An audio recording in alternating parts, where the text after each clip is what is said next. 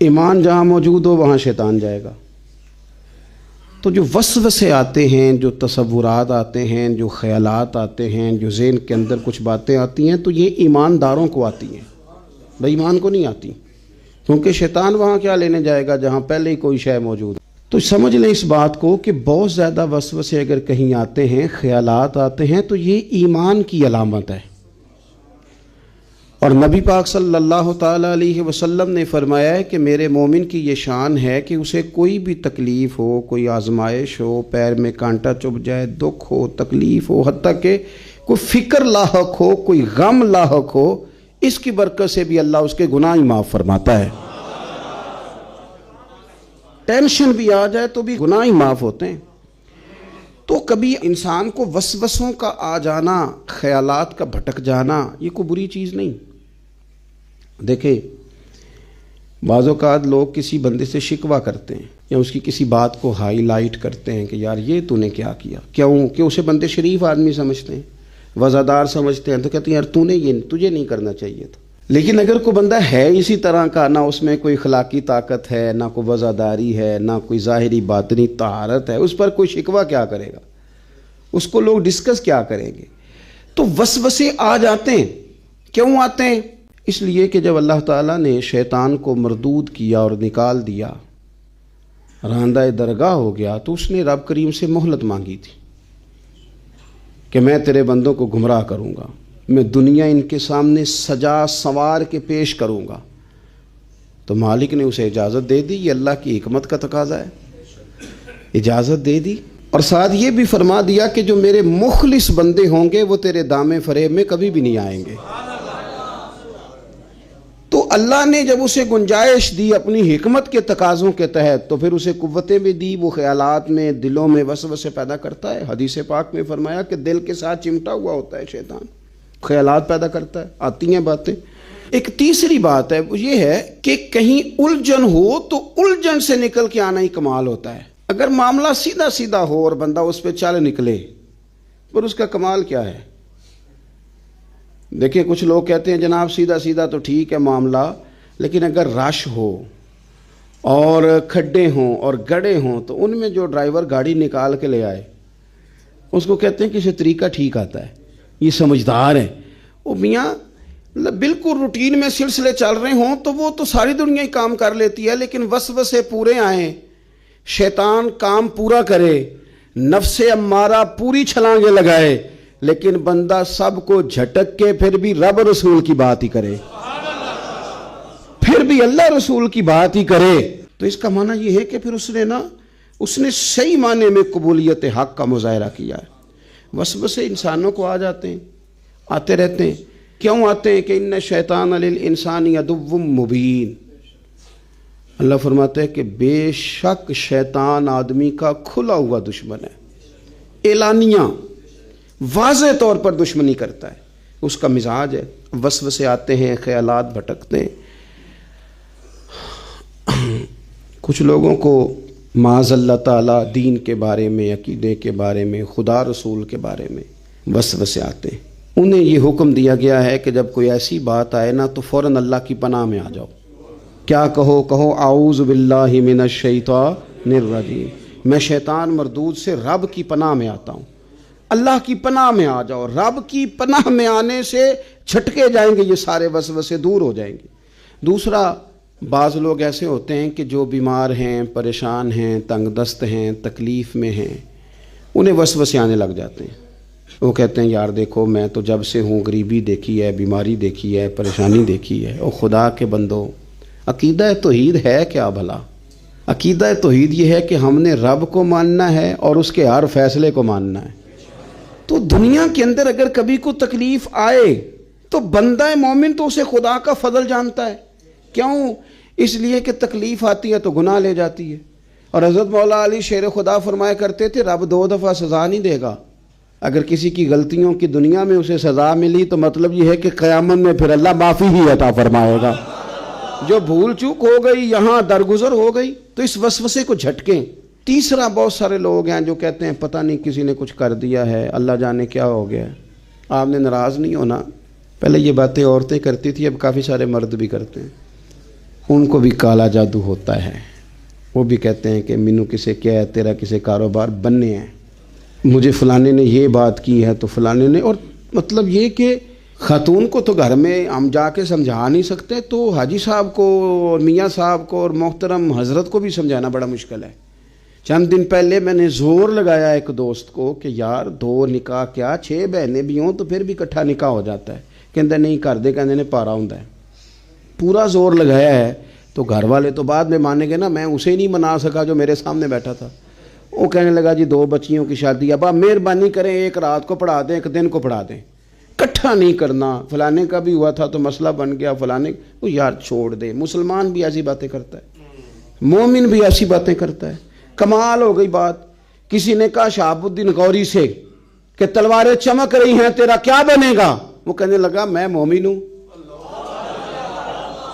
مجھے میرے رسول نے بتایا ہے کہ موت وقت سے پہلے آتی نہیں، تو یہ نہ بھی چمکی تو مر تو پھر بھی جانا ہی ہے. تو ڈر ڈر کے سہم کے تڑپ تڑپ کے مرنے کا کیا مطلب ہے؟ ہمیں کوئی ڈر نہیں لگتا. بلکہ حضرت مولا علی شیر خدا رضی اللہ تعالیٰ عنہ، کمر پر لوگ لوہے کی لباس پہنتے تھے، زرہ پہنتے تھے. آپ نے ایک دن پہننا نہیں تھا تو کسی نے کہا حضور وہ پہنا کیوں نہیں؟ آپ فرمانے لگے اب ڈر نہیں آتا، اور علی نے پشت دکھانی کوئی نہیں تو پشت پہ حملہ کرنا کیوں ہے کسی نے؟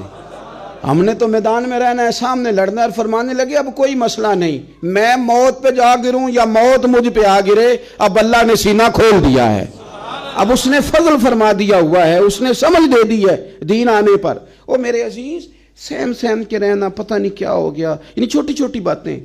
او جناب ہمارے دروازے کے سامنے نہ صبح کو 2 ہڈیاں پھینک گیا، اوئے ہوئے ہوئے، تو یہ جادو ہے. اور سیاںا بیانا بندہ ہے.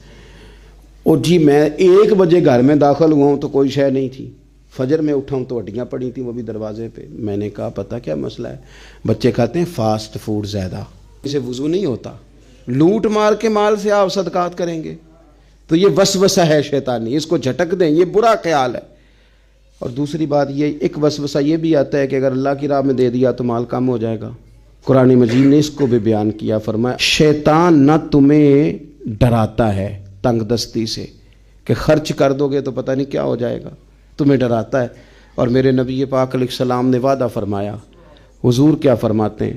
مشکاۃ شریف میں موجود ہے. اللہ کے محبوب فرماتے ہیں تو صدقہ کر، صدقہ دینے سے مال کم ہوتا ہی نہیں. قربان جائیں، کیا جملے ہیں، کیا حسن ہے. فرمایا تو خیرات دے، خیرات دینے سے مال کم ہوتا ہی نہیں، اس سے کم ہوتا ہی نہیں. تارے جھڑ سکتے ہیں، چاند سورج اپنی جگہ چھوڑ سکتے ہیں، کریم نے فرما دیا ہے مال کم نہیں ہوتا تو مسلمانوں نہیں ہوتا، ہو سکتا ہی نہیں. صدقات خیرات دینے سے مال کم، آپ یقین کریں اس حدیث پر وجد ہوتا ہے کہ تم صدقات دو، خیرات کرو، مال کم ہوتا ہی نہیں. اللہ کی راہ میں دینے سے کمی آتی ہی نہیں. یہ مدینے والے رسول نے فیصلہ فرما دیا، یہ حضور نے کہہ دیا ہے، تو بات ختم ہو گئی. تو یہ سارے وسوسے ہیں.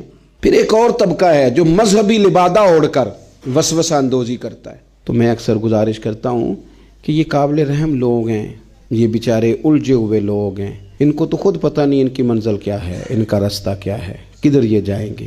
مجھے بھی ایک دفعہ مل گئے تھے ایئرپورٹ پہ، تو وہ بیچارے آیت بھی نہیں پڑھ سکتے تھے، صرف ترجمہ ہی سناتے تھے. آیت نمبر اتنی تو فلانا اتنا تو اس میں فلانا لکھا ہے.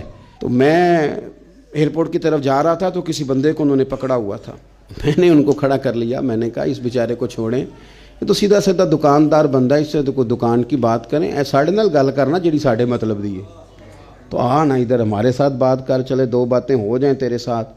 تو مجھے کہنے لگے جی یہ پردہ تو نظر کا ہوتا ہے، مولوی بی بی کو پردہ کیوں کراتے ہیں؟ نظر کا پردہ ہے.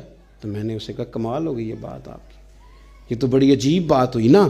تو پھر میرے بھائی دل کا پردہ ہے نا، پھر آپ تجوریوں میں پیسے کیوں رکھتے ہیں؟ کھلے رکھیں نا پیسے سرے عام. آپ کہیں جی تقویٰ تو دل کا ہے، نہ چراؤ، رکھ کے دکھاؤ نا. رکھتے ہو باہر؟ کہنے لگا نہیں وہ تو چوری ہو جانے نے.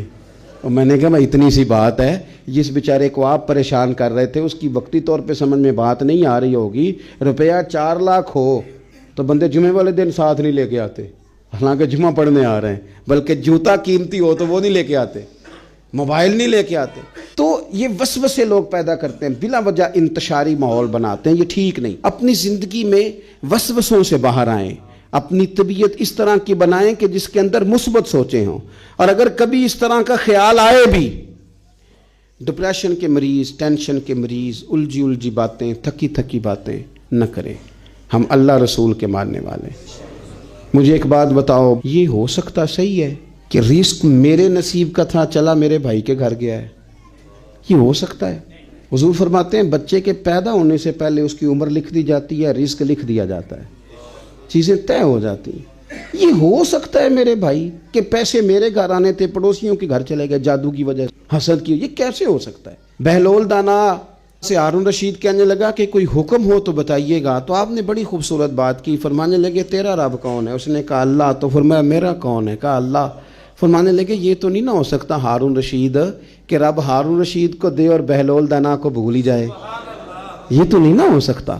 تو جب رب ہمارا مالک قادر مطلق ہے اور دلوں کے بھید جاننے والا ہے، تو ہم کمزور باتیں کیوں کرتے ہیں؟ ہم یہ کیوں کہتے ہیں حسد ہو گیا؟ اور میں ایک دو دوستوں سے اکثر میں کہتا ہوں کہ اللہ تعالیٰ معاف کرے، کوئی قدرت کو نقل کفر نباشت کو آپ سے ضد نہیں تھی کہ آپ کے نصیب جو ہیں وہ ٹھیک نہیں لکھے، آپ نے محنت ہی نہیں کی زندگی میں، کوشش ہی نہیں کی، ساری زندگی چھوٹی چھوٹی باتیں کر کے لوگوں پہ توجہ دے کے فلانا کدھر ہے فلانا کدھر ہے وقت ضائع کر دیا۔ ان چیزوں سے باہر نکل آئیں، محنت کریں۔ قانون قدرت یہ ہے کہ روزی کے لیے، دنیا داری کے لیے کافر بھی محنت کرے تو اللہ تو اسے بھی روٹی دیتا ہے۔ کبھی مشرک کا، عیسائی کا، یہودی کا رزق بند کیا اللہ نے؟ تو اگر محنت کرنے پہ رب انہیں دیتا ہے تو تجھے مجھے کیوں نہیں دے گا؟ ہم محنت کرنے کو تیار نہیں، کوشش کرنے کو تیار نہیں، جھوٹ بولتے ہیں، کہانیاں بناتے ہیں تو پیچھے رہ جاتے ہیں۔ تو اس لیے زندگی میں بہت ساری چیزیں ہماری غلطیوں کی وجہ سے خراب ہوتی ہیں، لیکن ہم یہ ہیں کہ وہ کبھی جادو کے کھاتے میں ڈال رہے ہیں، کبھی کہہ رہے ہیں ابا نے صحیح طور پہ ہمیں کام نہیں سکھایا، کبھی کہہ رہے ہیں فلانے کی وجہ سے پیچھے رہ گیا۔ اپنی غلطیاں دوسروں پہ نہ تھوپیں، یہ وسوسے ہیں، یہ کمزوریاں ہیں۔ اپنی غلطیوں کو تلاش کریں، ٹٹولیں اپنے آپ کو ٹٹولیں۔ جب بندہ اپنے آپ کو ٹٹولتا ہے تو اس کی تربیت ہوتی ہے، اس میں احساس پہ۔ ہم نے ساری زندگی دوسروں پہ ڈال کے گزارا کیا، ایسے نہ کریں۔ اپنی کمزوریاں دوسروں پہ ڈال کے تو آپ اور کمزور ہو جائیں گے، اور خود غرض ہو جائیں گے، اور نکمے، اور تھکاوٹ آ جائے۔ اپنے اندر سے وہ چیزیں باہر نکال لیں، وسوسوں کو دور کریں اور کچھ عملی زندگی میں آئیں، اور شکوے بھی کم کر دیں کہ فلانا کیا کر رہا ہے، فلانا غلط ہے، اس سے باہر آ جائیں۔ ہم نے اپنا حساب دینا ہے اللہ کو، وہ دوسرے والے نے اپنا حساب خود دینا ہے، اس میں کمزوری ہوگی تو مالک پوچھ لے گا۔ اپنے معاملات پر خاص توجہ دیں۔ اللہ تعالی ہمیں شوق والی، ذوق والی اور ایمان والی زندگی عطا فرمائے۔